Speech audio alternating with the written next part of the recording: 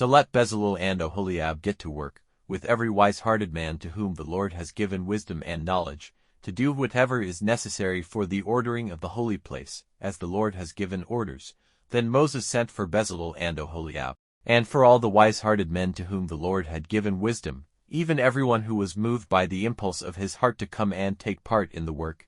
And they took from Moses all the offerings which the children of Israel had given for the building of the holy place. And still they went on giving him more free offerings every morning.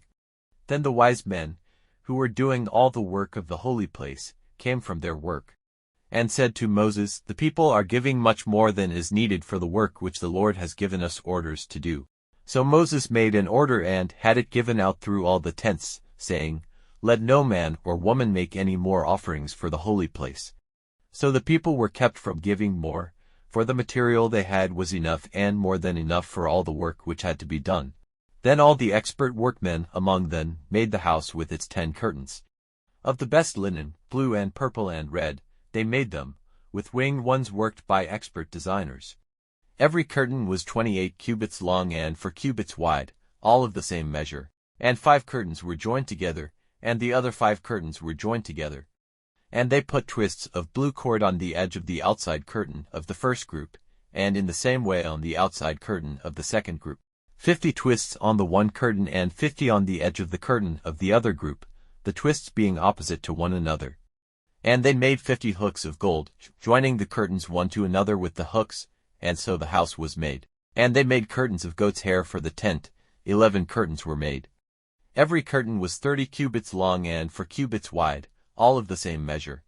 5 curtains were joined together to make one group, and 6 curtains were joined together to make the other group. And they put 50 twists of cord on the edge of the outside curtain of the first group, and 50 twists on the edge of the outside curtain of the second group, and 50 hooks of brass for joining them together to make the tent.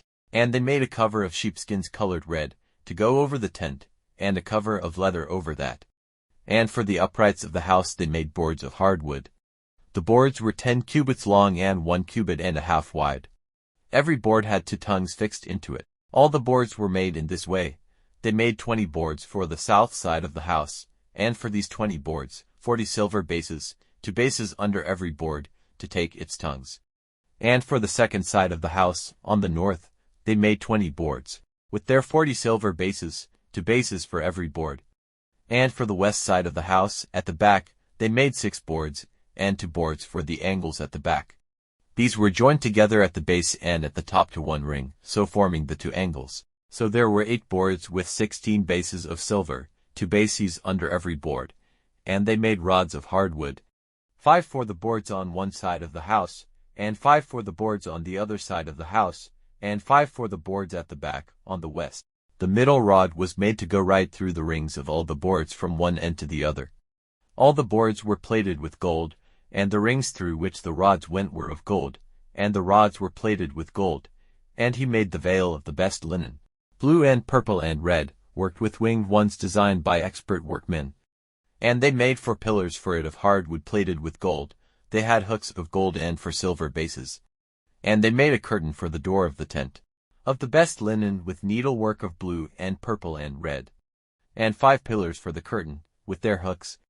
The heads of the pillars were of gold and they were circled with bands of gold, and their 5 bases were of brass.